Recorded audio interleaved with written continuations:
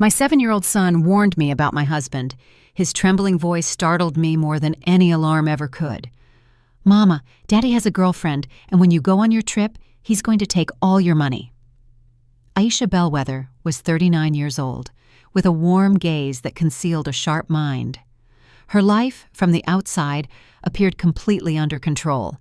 Her house in a quiet, upscale neighborhood in Atlanta, Georgia, was modern and immaculate, with soft aromas that always felt like home.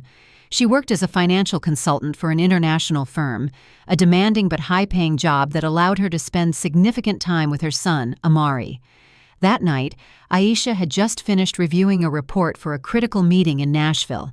Her flight was scheduled for Tuesday morning.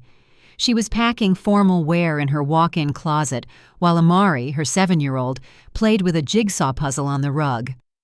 He was a sweet, sensitive boy whose intelligence often astonished even his teachers. Aisha folded a crisp white blouse and called out to Amari from the closet, "Remember you're staying with your dad on Tuesday?" "Yeah, just for 2 nights." Amari didn't answer. He simply fitted a puzzle piece into place in silence. Aisha noticed his strange quietness, but figured he was just concentrating. After all, sometimes kids didn't like their moms to leave.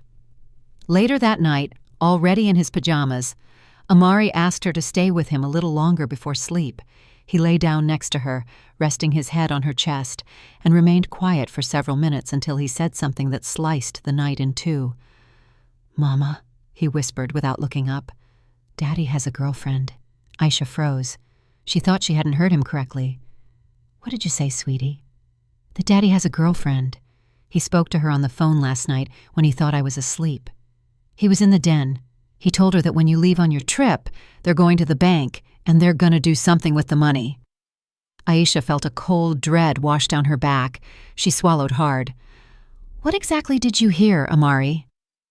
"He told that lady that you'd be away, and they had 3 days to get everything done. She laughed and said they'd finally be able to breathe easy." Aisha hugged her son without saying a word.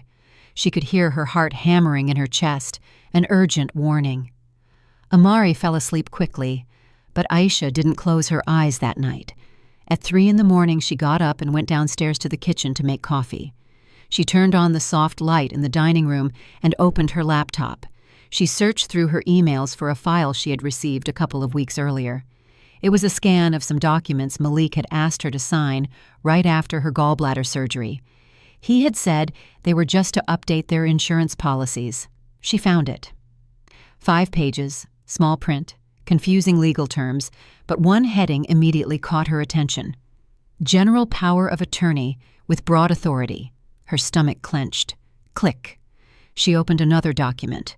Authorization for administration of assets and property in the event of medical contingency. Her hands trembled. She remembered the afternoon she signed those papers. She still had the stitches from the operation. Malik had been loving, attentive. He served her tea, brought the papers over, and said, "It's just a formality, just in case. I want to be able to help you if anything ever happens." Now, those words carried a terrifying double meaning. Aisha closed the laptop. She paced the kitchen floor like a prisoner searching for a way out. Her husband, the man who swore eternal love, was plotting against her with another woman, and her son had been the accidental witness. At 4:30 in the morning, she checked her suitcase.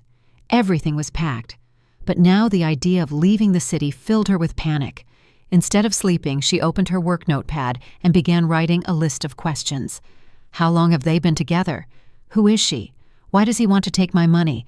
How serious is what I signed? Am I in legal danger? At dawn, Malik woke up as if nothing were wrong. He kissed Aisha on the forehead and brewed coffee. "Did you pack everything?" he asked. "Yes," she replied, observing his every gesture, every word, as if he were a stranger. "What time are you leaving Tuesday?" "My flight is at 6:10 a.m.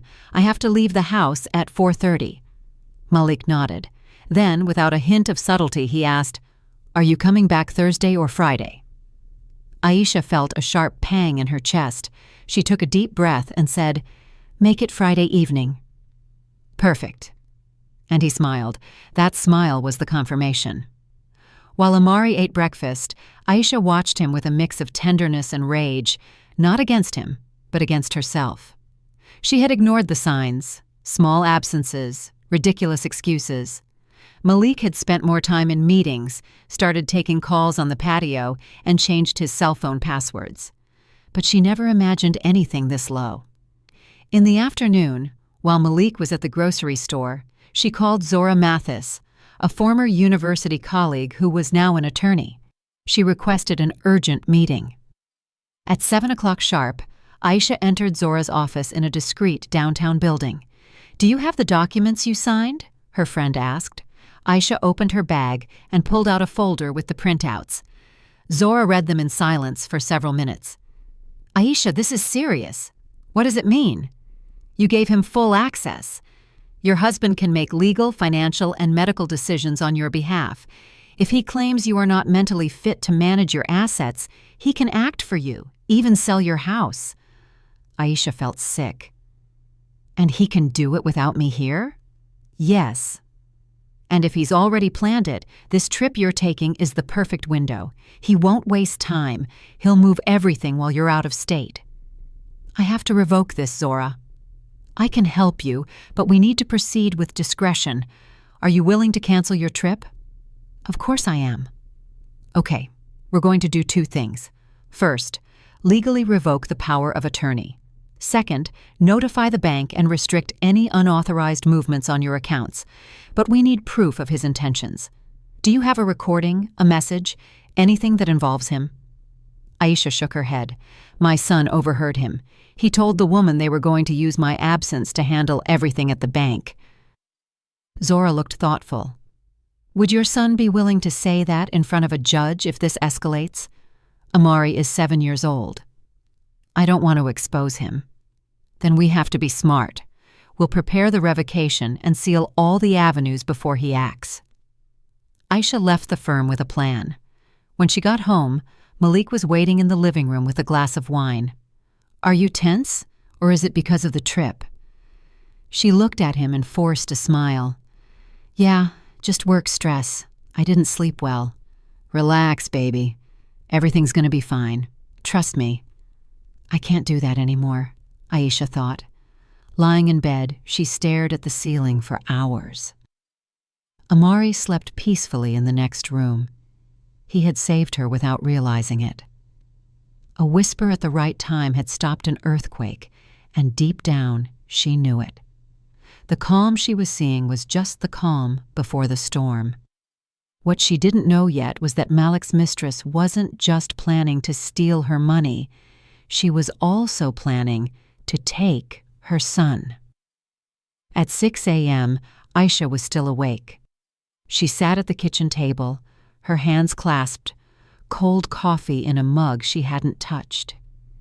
She listened to the wall clock ticking like a countdown. Her gaze was fixed, immobile, as if her mind were trapped in a thought she couldn't escape. Amari was still asleep. Malik was too. It wasn't time for him to wake up for work yet. Aisha knew she couldn't show a single crack. If he suspected anything, the plan she was assembling with Zora could fall apart. Any mistake could cost her not only her money but also her son. She got up and walked to the front door. She picked up the newspaper and, opening the mailbox, saw a white envelope among the correspondence. It had no visible return address, but the seal in one corner gave it away. Attorney Sterling Jones, Atlanta, GA. Her stomach lurched. She walked into the house as if holding a bomb. She carefully opened the envelope and extracted a copy of a notarial deed. In the bottom right corner, 2 names were signed as authorized witnesses, Malik Bellwether and Selah Montgomery. That name was a knife that cut away any hope that this was a misunderstanding. The document, dated weeks earlier, confirmed the validation of the power of attorney. Selah was not just the mistress. She was the woman who had helped her husband legalize a weapon against her. Aisha slowly lowered the paper. She rested it on the table as if it weighed tons. Her phone vibrated. A message from Zora. "I've contacted the specialist. He has an opening this afternoon. Get ready to act." Aisha looked up. Her eyes no longer held fear, they held fury. At 8 a.m., when Malik came down for breakfast, Aisha was ready, dressed in office wear, her laptop in her backpack, and a serene smile on her face. Malik watched her carefully, as if measuring every detail. "Do you have a meeting today?" he asked gently. "Yeah, with the Nashville team. Getting everything ready for the trip." "And what time do you fly on Tuesday?" he insisted, slowly stirring his coffee. 6:10 a.m. I have to leave the house at 4:30. Malik took a sip and nodded. He didn't look at her directly, but Aisha noticed the slight movement of his lips, a minimal, almost imperceptible smirk. "Did you check in yet?" he added. "Not yet. I'll do it tonight." "Why? No reason. Just wanted to know if you needed me to take you to the airport." Aisha held his gaze. She didn't look away. She wanted him to believe she trusted him, even though every cell in her body screamed the opposite. "I'll let you know if I need help," she replied, bringing the mug to her lips. When Malik left, Aisha locked the door. Then she sank against the wall. She took a deep breath. She forced herself not to cry. This day was not for tears. It was for strategy. At 11:30, she arrived at the firm Zora had indicated. She was greeted by a man about 50 years old, with graying hair and a severe face. His name was Sterling Jones, an attorney specializing in family estates and domestic fraud prevention. "I've reviewed the case. Your situation is more common than you think, but that doesn't make it any less dangerous." Aisha sat opposite him, still holding the notary envelope. "How bad is it?" Sterling took the documents, read them, and looked up. "Your husband has total control over your assets. He can sell your house, move your accounts, even sign medical decisions for you. Legally, he holds your entire life in his hands." Aisha felt an empty pit in her stomach. "And he can declare me incapacitated?" "Yes. In the event of mental or physical illness, with a doctor's certificate and the current power of attorney, he can request a declaration of incapacity. And if you're out of state, it's even easier to execute the process without immediate opposition." Aisha clenched her fists on the table. "Can they commit me to a clinic?" "Yes, and he wouldn't need your consent. A doctor's order and his signature as the authorized agent would be enough." Sterling paused. "Do you have any indication that this might be in their plans?" Aisha told him about Sela, the envelope in the mailbox, and what Amari had overheard. Sterling noted every detail. "I see. Yes, it's in motion." Aisha swallowed. "What can I do?" Sterling turned his monitor toward her. He showed her a plan divided into 3 phases. "First, we are going to revoke the power of attorney. I have direct contact at the attorney's office. If we sign today, your husband will receive the formal notification tomorrow, but that might alert him." Aisha looked at him with concern. "And if that makes him react, that's why the second step is vital. We are going to eliminate his access as a co-signer on all your accounts. Today, we'll move them to new, exclusive, protected accounts in your name. And third, we need solid proof of their intent. A recording, a failed attempt, something that proves your husband acted with premeditation." Sterling narrowed his eyes.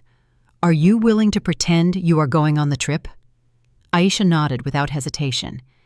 "Anything to protect my son." Sterling smiled for the first time. "Good, then we'll play the same game, but with better cards." That night, Aisha had dinner with Malik and Amari as if nothing had happened. Malik was more attentive than usual. He told jokes at the table. He offered to pack some things for the trip. He gently stroked Aisha's hair. She let him. Every caress was a disguise. Every smile was a weapon. "Do you remember those papers you signed weeks ago?" Malik asked after dinner. "The attorney called me. He said there are a few details to update. Can you stop by his office tomorrow?" Aisha felt a shiver. She got up with the excuse of doing the dishes. "I can't tomorrow. I have a full day. Better after the trip." "But the attorney said it's quick. Just one signature. Just go." I prefer to do it calmly when I get back." There was a tense silence. Malik set his silverware down on the table, harder than necessary. "Whatever you want." Aisha turned to hide her face, closed her eyes, and clenched her teeth. She knew she had thwarted his plan, and she also knew that he would start to panic now. The next morning, Aisha executed the plan with Sterling. She signed the revocation of the power of attorney, changed her accounts, and transferred all her savings to an exclusive, secure account. She even protected Amari's educational fund that Malik had helped create. When she finished, Sterling looked at her seriously. "As of today, he no longer has control over you, but he doesn't know it yet, and when he finds out, he won't react well." Aisha looked out the window. Outside, the city went about its routine, but inside her, everything was war. What if he tries something with Amari, if he wants to take him away? "He can't. Legally, custody is shared. But if what you told me is true, I think he and Sela have something else in mind." Aisha turned to him. "What?" Sterling observed her gravely. "What if their plan is to make you look unstable so he can claim full custody?" Aisha didn't reply. The words hung in the air like poison. That night, while she was packing, pretending to prepare for the trip, Aisha found a card hidden among Malik's documents. It was for a private psychiatric clinic. On the back, handwritten, was a date, Wednesday the 10th, 9 a.m., and a name, Dr. Keisha Grant. Aisha felt the world move beneath her feet.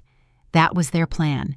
She would leave on the Tuesday, and on Wednesday, Malik would have her declared unstable by a complicit psychiatrist. By Thursday, she likely wouldn't have a house, accounts, or a son. She looked at Amari, who was sleeping with his plush lion hugged in his arms. She sat next to him, stroked his hair, and silently swore that she would not allow them to touch him. Aisha was no longer just a wounded mother. She was a woman at war, and she had learned quickly to fight with intelligence. The previous night had been crucial. Hidden in the inner pocket of a folder among Malik's documents, she found the card for a private psychiatric clinic with an appointment scheduled for Wednesday the 10th, 9 a.m., with Dr. Keisha Grant. It was clear. That was the next step, to legally disappear her, to convert her into someone incapable, and then take everything, including Amari. The next step was to figure out who Malik was working with. She had a name, Sela Montgomery, but it wasn't enough. She needed more, to know who she was, what she did, and what connections she had. She needed to understand how far this web reached. After dropping Amari off at school, she sat in the driver's seat and took out her phone. She opened the browser and typed Sela Montgomery. Scattered results appeared. A LinkedIn profile, some notarial records, and a mention on the website of a financial consulting firm, Montgomery & Associates. She clicked on each link as if diffusing explosive mines. On the consulting firm's website, she found a photograph of Sela in a tailored suit, an impeccable smile, and a marked arrogance in her eyes. The description read, "Founding partner, specialist in personal wealth, asset management, and family fund restructuring." Aisha swallowed, looking again at the address. Peachtree Road, 2nd floor, Atlanta. Then she remembered. Malik used to say he had meetings at clients' offices on that very street. He had even taken Amari there once, he told her. Aisha had thought it was a bank. Now she understood everything. Sela wasn't new to Malik's life, nor was she just a consultant. Something inside Aisha told her that face wasn't entirely unfamiliar. She went back online, this time to Facebook, and searched the full name. There was a private account with no visible posts, only a profile picture. Sela, with her back turned, facing a picture window with a view of the city, the kind of image that doesn't show, but hints. Aisha decided to go further back. She searched for old photos on her own computer, forgotten digital albums, events, gatherings, wedding photos, honeymoon pictures, nothing. Until she found a folder Malik had sent her once called College. She opened it, and there she was. Sela, much younger, with longer hair, sitting next to Malik at a college party. In another photo, they were hugging. In one more, they were kissing. The photos were dated 2003. Sela wasn't just a mistress, she was his former girlfriend, the woman Malik had loved before he met Aisha, and now she had returned. Aisha sat alone in the dining room, the laptop in front of her, staring at the screen as if it were a recorded betrayal. She felt a mix of fury, fear, helplessness, and something more dangerous, a thirst for justice. Hours later, Amari came home from school. He was happy, with new drawings in his backpack. Aisha tried to act naturally while serving him a snack. "Mama, can I tell you something? But promise me you won't get mad." "Of course, sweetheart, tell me." Amari played with his glass of milk. "Daddy told me something. That when you go on your trip, he's going to take me to live with him and Sela. That we're going to get a puppy, that she cooks good food, and that there's a bed just for me there." Aisha felt her fingers go cold. "He told you that?" Amari nodded. "And he said you're going to be really busy, that you'll be working far away, and that he's going to take better care of me. But I want to live with you. You're going away." Aisha hugged her son and kissed him on the head. "No, baby, I'm not going away. Don't worry. Nobody is going to separate you from me." Amari didn't understand the gravity of her words, but Aisha did. That was the complete plan, not only to take her assets, but also to erase her presence from her son's life. At 9 p.m., Malik arrived home. He looked rushed, nervous. He brought a bag of pastries and a bottle of wine. He tried to act affectionate. He spoke to Aisha as if they were dating again. "You look beautiful tonight," he said while she was doing the dishes. "Thanks," she replied without looking at him. "I was thinking," he added, "what if after your trip we plan a little getaway? Just you and me. No work, no kid, just us." Aisha managed a slight smile. "Why so romantic all of a sudden?" Malik looked at her with that forced smile he could no longer sustain. "Because I love you, Aisha, and sometimes I feel like we're drifting apart." "I'm drifting? That's funny." "You are. Maybe I just have a lot on my mind." Just then, Malik's phone vibrated. It was on the kitchen counter. The screen lit up.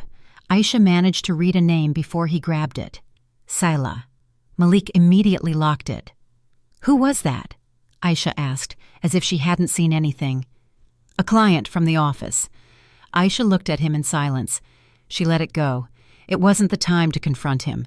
When Malik went into the shower, Aisha took his phone, locked herself in the guest bathroom, dialed Zora's number, and spoke in a low tone. "We have what we needed. He doesn't just want to rob me, he wants to keep my son. And Sela is part of everything. She was his girlfriend in college. They've been together for years." "Do you have any more direct proof?" Zora asked. "No, but I can get it." "Then do it. Record what you can. Conversations, messages, anything." That same night, Aisha activated the voice recorder on her phone and left it running in the living room while she pretended to be asleep on the couch. At 11:07, Malik made a call on speakerphone. "Hey, beautiful," he said in a low voice. "Is she asleep?" Sela asked from the other end. "Yeah, and she doesn't suspect a thing. Everything's ready. In 48 hours, it'll all be ours." "Are you sure the attorney will accept the transfer?" "Sure. He thinks it's for a family restructuring. She already signed the authorization when she had the surgery. She didn't even notice. And the house, too, but we did it through the real estate firm. My brother-in-law already received the down payment. We just need to sign the deed." "Perfect. I want to see you tomorrow. I have something to show you." "What is it?" "I'll show you in person, but I'll give you a hint. It's red lace." Aisha held her breath. She knew she had to save every second of that conversation. The recorder kept running until they hung up. The next day, Aisha took the recording to Sterling. The attorney listened intently, noting dates and names. "Good," he said when it was over. "We now have proof of premeditation and an asset transfer in progress." He mentioned a real estate firm. "Yes, and that his brother-in-law already received the down payment. I'm going to investigate the corporate name." That afternoon, Sterling called Aisha from his office. "I found it. The real estate firm is called Southern Properties. It's registered in the name of a Damien Montgomery. Sela's brother. Aisha felt the floor drop out from under her. They're selling my house to a shell company created by his mistress's family? Yes, but if we act now, we can stop it. We need to file an injunction and an urgent request for property review due to vitiated consent. Today. Do it. Sterling already had everything prepared. That night, Aisha came home, pretended to reserve a ride to the airport, left an empty suitcase at the bottom of the stairs, and hugged Amari tightly before putting him to bed. She didn't say goodbye. She just whispered in his ear, "Tomorrow, everything is going to be all right." While Malik slept, Aisha sent a message to Zora and Sterling. She was ready for the next step, feigning her departure and watching the trap close. What Malik didn't know was that he was already being watched, and his own words had sealed his ruin. Aisha opened her eyes before the alarm went off. It was 4:12 in the morning. The darkness in the room was absolute, but inside her, there was a clarity she hadn't known, the certainty that she was about to change everything. She got up in silence, dressed in the same jeans and shirt she had laid out the night before, took the empty suitcase she had placed at the bottom of the stairs, and went down without making a sound. Malik slept in the adjacent room, as if he expected to celebrate a quiet victory the next day. He believed everything would happen according to his plan. Aisha out of state, the house ready to be transferred, the accounts about to be emptied, the son lined up to be taken with him, and a new life with Sela as the final flourish. But all of that was a carefully constructed lie. Aisha put the suitcase in the trunk of her car, started the engine, set the GPS to the airport, and left the neighborhood without looking back. About 4 blocks away, she stopped the car, turned off the lights, and parked in a small, discreet back garage that Sterling had arranged for her. It was a property the lawyer used for delicate cases like hers. There, inside a small house that functioned as a legal monitoring center, Sterling was waiting for her. "Everything good?" he asked, opening the door. "I didn't sleep, but I'm ready," Aisha replied as she entered. The place had a desk with 2 open laptops, a functioning coffee maker, and a central monitor connected to surveillance cameras. Sterling offered her a cup of coffee, but she barely touched it. All her attention was on the screens. "Are you clear on what we're going to do?" he asked. Aisha nodded. "We're going to wait for him to act." "Exactly. Your accounts are already blocked. The power of attorney is revoked. The bank has been notified. Everything is legally shielded. Now the important thing is for him to expose himself." At 8:03 a.m., Malik sent the first text message. "Sweetheart, did you board yet? Everything okay?" Aisha ignored him. At 8:47, another one arrived. "Let me know when you land. I want to know you're safe." Sterling noted the time. Each message would be part of the legal timeline they would build later. At 9:10, one of the cameras connected to the bank branch captured movement. Malik entered the main door in a light gray suit, a black folder under his arm, and an expression of confidence on his face. Sela was waiting for him outside in a white car parked illegally, checking her phone. "There he is," Aisha muttered, not taking her eyes off the screen. "Let's see how long it takes for him to drop the mask," Sterling said, activating the recording. Malik approached the executive service area, showed his ID, and handed over the documents.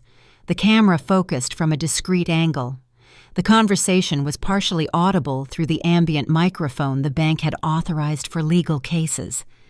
"As the legal agent for Ms. Aisha Bellwether, I want to liquidate the funds in account number." The executive, a woman in her 40s, checked her computer. Her face changed. She cautiously looked up. "1 moment, please." She called her superior. A tall man with glasses appeared behind the glass, reviewed the papers, then gave a dry nod, picked up the phone, and dialed an extension. Malik frowned, crossing his arms. "Is there a problem?" he asked in a tense voice. "We are just verifying the information," the manager replied. Sela got out of the car and approached the door, looking in nervously. She paced back and forth while checking her watch. On the camera, they heard Malik murmur under his breath, "This was supposed to be done today. My wife is out of state." Aisha felt her heart rate accelerate. Hearing those words from his mouth was like having a written confirmation. The manager returned with the folder in hand. "Mr. Bellwether, I must inform you that the power of attorney was revoked less than 24 hours ago. Furthermore, your access as a co-signer has been removed. You are no longer authorized to make any movements in these accounts." Malik paled. "That is impossible." "And I repeat, sir, you do not have legal authorization, and the documents you presented are invalid." "This is crazy. She signed this. I'm her husband." "The system has been updated. The information allows no exceptions." Malik raised his voice and slammed the table. "You don't know who you're dealing with." The executive immediately stood up. The manager pressed a button under the desk. Security approached down the hallway.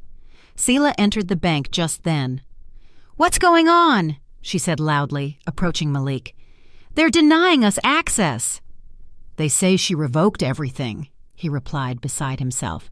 "But didn't you say it was done? She signed it. She signed it while she was recovering. And how could she annul it so fast? Who helped her?" "I don't know, but this had to be done today." Aisha listened to every word from the laptop. Sterling recorded everything in real time. Everything they needed for a lawsuit for attempted fraud was there. Audio, video, dates, revoked documents. Malik and Seela exposed in their desperation. On the screen, the manager gestured with his hand. Malik was escorted toward the exit. Seela left before him, talking on the phone, agitated. Sterling paused the recording. "That was perfect." Aisha brought her hands to her face. She didn't cry, but the emotional weight was crushing. Seeing him, hearing him, knowing that he had truly tried to execute everything hurt more than any imagined betrayal. At 11:02, Aisha's phone vibrated. It was Malik. She didn't answer. It vibrated again. Then another number. Then a text message. "Where are you? Why did you do this? We need to talk now." Sterling looked at her. "Don't answer. Let him talk into the void. Every call, every desperate message is proof of his knowledge of the plan and your clear position as the victim." Aisha took a deep breath. "What if he goes home? What are we waiting for?" "We already have hidden cameras activated, and you are not there. You have an airtight alibi. Every minute of this day is documented." At 12:21, an alert popped up on the screen. Malik was in front of their house, knocking on the door, banging insistently. Then he paced in circles, took out his phone, and called again. "Aisha, answer me! Where are you? Did you talk to someone? Who put this in your head?" Aisha watched him from the screen. "There you are," she murmured. "The man who claimed to love me." Malik sat down on the front steps, phone glued to his ear, breathing heavily. Seela arrived minutes later. She got out of the car and argued with him. The camera captured the gestures, her yelling and throwing her phone to the ground. They looked like a couple in chaos. The mask of perfection had broken, and what remained was a mess they could no longer control. At 2:30 p.m., they left. Sterling turned off the monitor. "Aisha, this is enough to file a complaint for attempted fraud, breach of trust, falsification of documents, and misuse of power of attorney. And if the judge approves it, we can request a protective order and an immediate restraining order." Aisha looked at the black screen. She was no longer afraid. "I want to do it today." Sterling nodded. "We will do it. And with this, we won't just stop them." He leaned toward her with total seriousness. "We will legally destroy them." Aisha stood up, took her purse. Her son was waiting for her, and she was no longer just a mother confronting a traitor. She was a woman who had won with intelligence and dignity against those who tried to snatch everything from her. Arriving home, she found Amari in the living room watching cartoons with his favorite plush lion in his arms. Hearing the door, he ran toward her and hugged her tightly. Aisha squeezed him against her chest. It had been a long week, longer than a 7-year-old should have to live through, even if he didn't fully grasp the magnitude of the disaster he had prevented. "Did you leave or didn't you, Mama?" Amari asked, looking at her with that mix of curiosity and tenderness only children have. Aisha stroked his head. "No, baby. I stayed close. I had to keep an eye on something very important, something you helped me see. And you were so brave." Amari didn't ask any more questions. He just smiled, as if his world felt secure again. But Aisha knew that world was still at risk, that Malik, cornered and wounded in his pride, was about to take the next step, and that step would be dangerous. At 6 p.m., her cell phone rang. Unknown number. Aisha looked at Sterling, who was with her in the kitchen reviewing the digital file of the complaint they would file the next day. "Answer it," the lawyer said. "I have the application recording in the background. Just stay calm. Don't give in to his tone. Don't show anger. Just listen and respond. We need him to talk enough to incriminate himself." Aisha nodded and slid her finger across the screen. "Hello?" From the other side, Malik's voice came out loaded with a barely concealed tension. "Where are you?" "That doesn't matter," she replied serenely. "What number are you calling from?" "I had to use another phone. You blocked mine. And what do you want, Malik?" There was a pause. Then his tone changed. He went from aggressive to supposedly hurt, as if he still thought he could appeal to her soft side. "I need us to talk, you and me. What happened this morning was crazy. We misunderstood each other. You're acting like I'm a criminal." Aisha remained silent for a few seconds. "And aren't you?" "Of course not. What are you saying? You know me. I'm your son's father. I'm your husband." "The father of my son, who tried to empty my accounts while pretending to be worried about my flight. The husband who signed documents behind my back with his mistress. That one." He sighed heavily. "You're exaggerating. It wasn't like that. You have no idea how you've made me feel. Like an intruder. A thief." "You are not a thief. I just wanted—" He paused. "We just wanted what's also ours, Selah and I." Aisha looked up at Sterling, who was nodding as he took notes. Everything was going as they expected. "You're including that woman as part of our family now. She's been with me longer than you know. And you? You never gave us enough. Always working, always in your world. And everything I brought to the table. You brought a plan to get rid of me. No, that's not true. Were you not planning to commit me with the help of a psychiatrist? Didn't you have an appointment already scheduled to declare that I was emotionally unstable?" Malik was silent. "And the house? Were you not planning to transfer it to a company that turned out to be in the name of your mistress's brother?" "It's not what you think." "And what is it then? A coincidence?" "It's justice, Aisha. Justice for everything you took from me all these years." "What did I take from you?" "My place. You were always the one who shined, the one who earned more, the one who made the decisions. I was just the accessory. Do you know what it's like to live feeling invisible? And that's your justification? To make me disappear so you could feel like someone?" Malik muttered something under his breath. Sterling turned up the volume on the recorder. "I didn't want it to get out of hand," Malik finally said. "We just wanted to start over. You were never going to allow it. You're right. I was never going to allow you to take what belongs to me or my son." Just then, Amari appeared at the dining room doorway. He listened intently, not understanding everything, but understanding enough. "Mama," he said in a shaky voice, "are you talking to Daddy?" Aisha looked at him and gently signaled for him to come closer. She took his hand and sat him next to her. "Yes, I am talking to him." Amari stayed quiet, but tears started to run down his cheeks. "Is he going to take me from you?" "Never," she replied in a low voice. "He will never take you from my side." On the phone, Malik heard everything. "Is he there? Are you using our son for this?" "I am protecting him," she replied calmly. "The way you didn't." Malik let out a huff. "You're sick, you need help, and you need a lawyer." He hung up. Sterling stopped the recording. That was pure gold. He incriminated himself 3 times: attempted fraud, breach of trust, and complicity with third parties. "We'll take this to the district attorney's office tomorrow. The case is no longer just civil. Now it enters the criminal realm." Aisha hugged Amari tightly. He hid his face in her chest, sobbing quietly. She stroked his back, whispering words she could barely pronounce because the knot in her throat was too large. The next morning, Sterling and Aisha filed the complaint with the Family and Estate Fraud Unit.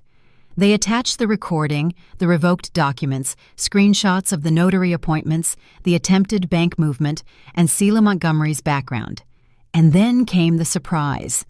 One of the investigators checked Selah's file and found a previous complaint of workplace fraud for signature falsification at her former consulting firm. She had been fired for altering a contract without client consent in a case that never reached trial but was settled with an out-of-court agreement. Sterling rubbed his hands together. That gives us the perfect angle.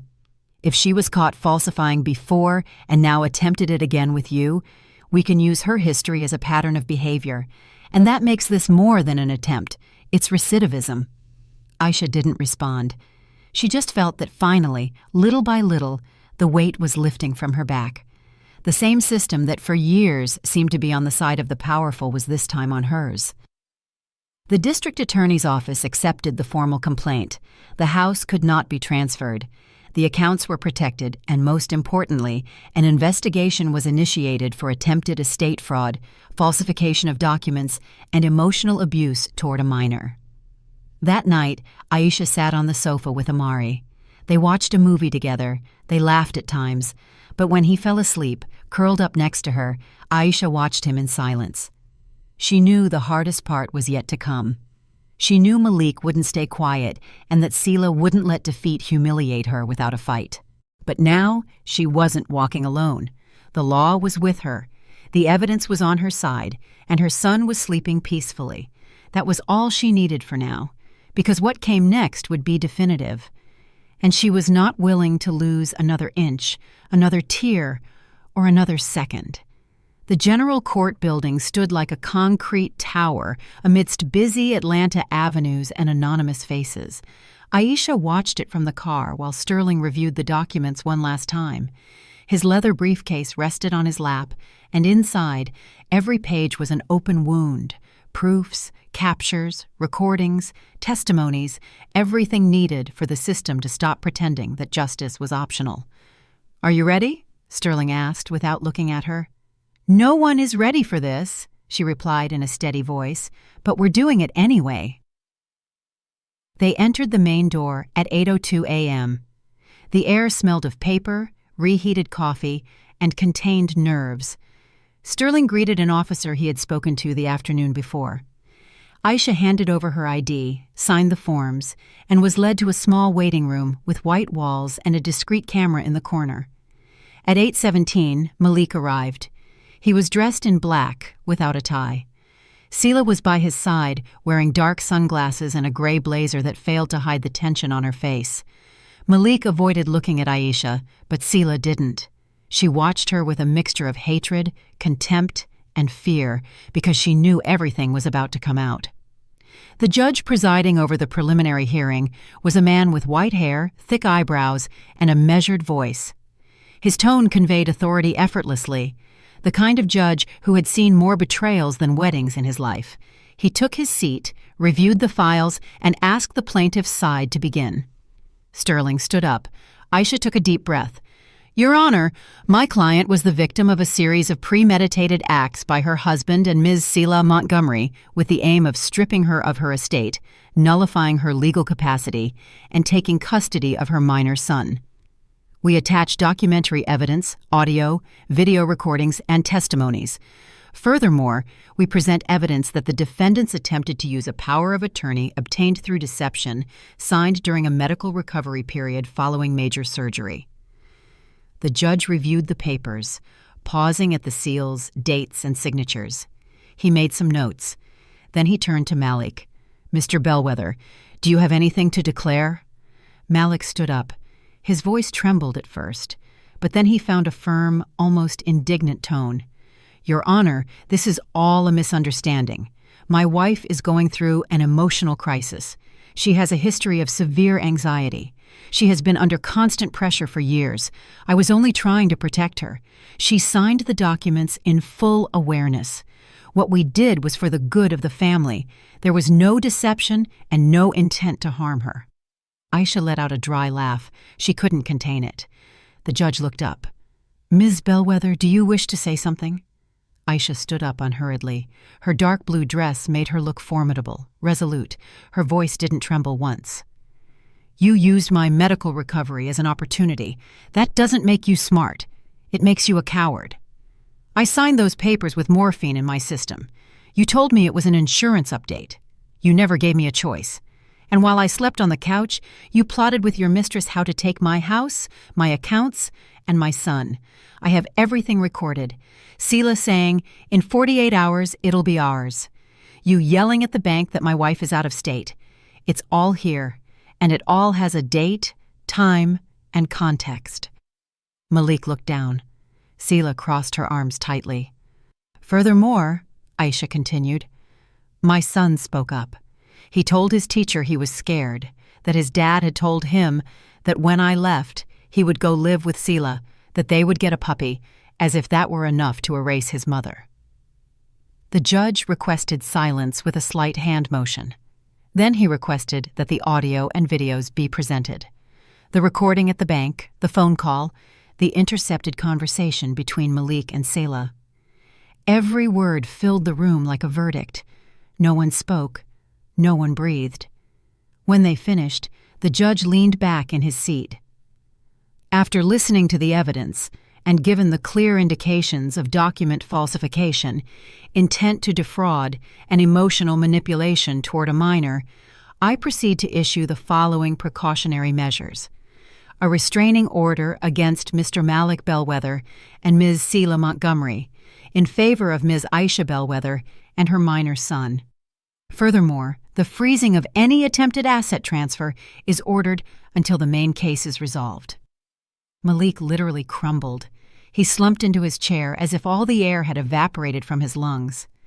Sela grabbed her purse and left the room without looking back. The judge asked for coordination with social services. Hours later, a social worker visited Amari's school. She spoke with his teacher, the counselor, and then the boy himself. In her report, she noted that Amari clearly recounted that his father had told him he would soon live with him and Sela, and that his mother was too tired to care for him. Evasive attitudes on Malik's part were also reported in previous school meetings, where he avoided emotional topics and limited himself to discussing logistics, schedules, and routines. The report was damning. Negligence of emotional well-being and attempted manipulation of the minor's environment for the purpose of forced separation from the maternal core are confirmed. Aisha received the document at home and read it in silence. Every word was a dagger, but it was also a brick in the wall protecting her. Amari was playing in the backyard with a paper airplane. He didn't know that his story was being written in official files, nor that his voice, small and trembling, had been the most powerful of all. That same week, Sterling received a call from the district attorney's office. "We have a proposal," they told him. "If the affected party agrees, we can offer a settlement to avoid a lengthy trial."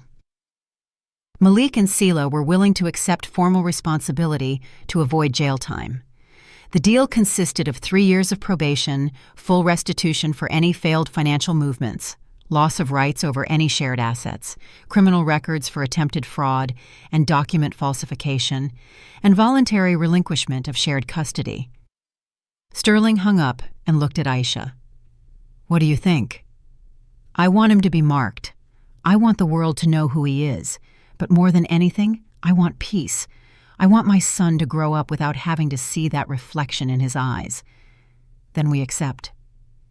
They signed the agreement 2 days later. Malik didn't look at Aisha once. Sela's face was hidden behind dark glasses that didn't disguise her defeat. The signing was quick, almost routine, as if attempts at betrayal, theft, and emotional destruction could be sealed with black ink on plain paper. When Aisha left the building with Sterling, she breathed the cleanest air she had felt in months. It was as if the weight had stopped hanging from her chest. At the house, Amari was waiting with a drawing. "You're my superhero," it said, with a stick figure wearing a red cape. She smiled, hugged him, and for the first time in a long time, she did it without fear. She had won. Not just the case, but the certainty that no attempt at manipulation, no profound betrayal, no false documents, and no cold words could defeat a mother determined to protect what was hers. And that battle, the one that wasn't in the laws or the files, but in the heart, she had already won. Time doesn't erase, but it transforms. What was once a field of emotional warfare was now a peaceful home. The walls that once guarded secrets and tension now had drawings taped to them, phrases written in marker, and the smell of freshly baked cookies. Amari, now 12 years old, had grown taller than Aisha imagined. His voice was deeper, his gaze firmer, but he retained the same watchful eyes that, 5 years earlier, had revealed a truth that changed everything. He still slept with the window slightly ajar and still set his alarm clock half an hour earlier than necessary, just to get ready without rushing. Aisha said it was because he liked the silence of the morning, but she knew it was something else.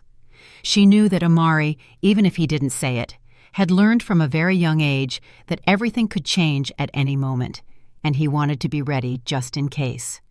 Aisha had sold the house 1 year after winning the case. She didn't want to keep living in the same spaces where Malik had plotted her ruin. She moved to a smaller but brighter home, with a garden and an open kitchen that became the center of her new life. She kept few pieces of furniture, few objects, only the essentials, as if her soul also needed space to breathe. She worked independently now. She left the consulting firm and created her own advisory project for women in situations of legal vulnerability. She had 2 employees, 3 large clients, and 100 stories that confirmed every day that her fight had not been in vain. That morning, Amari left school with an envelope in his hand. He walked to the car with a smile he couldn't hide. "Mama," he said as he buckled his seatbelt, "they gave me this." Aisha took the envelope and opened it carefully. The logo of the Phoenix Rising Academic Foundation was printed on the header. She read the letter twice, then looked at him. Her heart was racing. "They offered you the full scholarship." Amari nodded without speaking. "You are incredible," she finally said. "Absolutely incredible." That night, Aisha went to her desk. She opened a small wooden box she kept at the bottom of the drawer. She took out a sheet of paper folded in 3. It was a handwritten letter in blue ink on simple paper. It had been kept there for 5 years. She wrote it in the midst of the chaos when the truth was starting to emerge and life still hung by a thread. She had never shown it to him. "Amari," she said, while he was doing homework at the dining room table, "I have something for you." She handed him the letter without saying more. Amari opened it with trembling hands. As he read, his face changed. His eyes clouded over. He bit his lip, finished reading, and held it against his chest. "You wrote this when everything was happening?" "Yes, I never knew if it was the right time, but now I know it is." Amari hugged her. He didn't say anything. He didn't need to. The next day, Aisha received a legal notification. The sender was a firm she didn't recognize. She opened the document with the same coolness she had learned to cultivate in recent years. Selah Montgomery was attempting to contact her through an attorney, not for business or apologies. The document was brief, ambiguous. It said she wished to convey some words that she had changed, that she sought forgiveness not to redeem herself, but to close a cycle. It requested a face-to-face meeting. Aisha closed the envelope, placed it on the table, stared at it for 5 minutes, then stood up, went to the kitchen, took a match from the box, and lit it. She watched the fire consume the document inch by inch until it turned to black ashes. Selah deserved nothing. 2 weeks later, Aisha found another envelope in the mailbox. This time the handwriting was unmistakable. Malik. The name didn't even need a signature. His stroke was tattooed in her memory. She sat in the garden. The sky was clear. She opened the envelope without emotion. The letter was long. It said he had lost his job, that Selah had left him. that his parents no longer wanted anything to do with him, that he was living in a rental, and that he regretted everything more each day. He spoke of loneliness, remorse, how much he missed Amari, how much he missed her. He asked for forgiveness, expected nothing. He just needed to say it. Aisha folded the letter calmly, stood up, went into the house, tossed it into the fireplace, and watched the flames until not a trace remained. Amari never asked if his father had written, as if he knew that door should not be opened. 2 years prior, Aisha had a partner. It didn't last long. He was kind, patient, but Aisha wasn't the same. There were wounds that didn't need love to heal. They needed time, and time was finally doing its work. That night, Amari approached her while they were having dinner. "Are you ever going to tell this whole story?" Aisha looked at him. "What do you mean? What happened? Everything from the beginning. What you did, what he tried. Are you going to tell anyone?" Aisha put down her cutlery. She thought for several seconds. "Maybe I won't tell it as my story," she said, "but as a story that could happen to anyone. A story where a mother believed she was safe until she was betrayed, and where a 7-year-old child, without meaning to, saved his mother from losing everything." Amari looked at her with that intensity that was no longer a child's, but not yet an adult's. "And do you think anyone would have believed you if I hadn't said anything?" Aisha lowered her gaze. "Maybe not." "Then why didn't you thank me more times?" Aisha smiled. "Because ever since you did, I never stopped being thankful, just not always with words." Amari stood up, kissed her on the forehead, and went up to his room. The door closed slowly. Aisha remained seated. She looked at the lamp lit over the table, the clock marking 10:47, the tablecloth she had sewn herself during the toughest nights. She allowed herself one tear, just one, and it wasn't out of sadness or even relief. It was a tear of closure because there was nothing left to fix and nothing left to recover. The story had ended, and in her inner voice, as if someone were dictating to her from the depths of her soul, Aisha knew that if she ever decided to share what she had lived through, she would start like this. Money doesn't measure love. It measures greed. And sometimes betrayal doesn't come from an enemy, but from the person sleeping next to you. But it is also true that the purest love can come from a 7-year-old son who, with a whisper, saves your life. Did you like the story? And which city are you listening from? Let's meet in the comments. If you like the story, you can support me by sending a super thanks so I can keep bringing more stories like this. Thank you so much for your sweet support. I'm looking forward to your comments on the story. On the screen, you can see 2 new life stories that I highly recommend. There's so much more on my channel. Don't forget to subscribe. See you in the next life story with love and respect.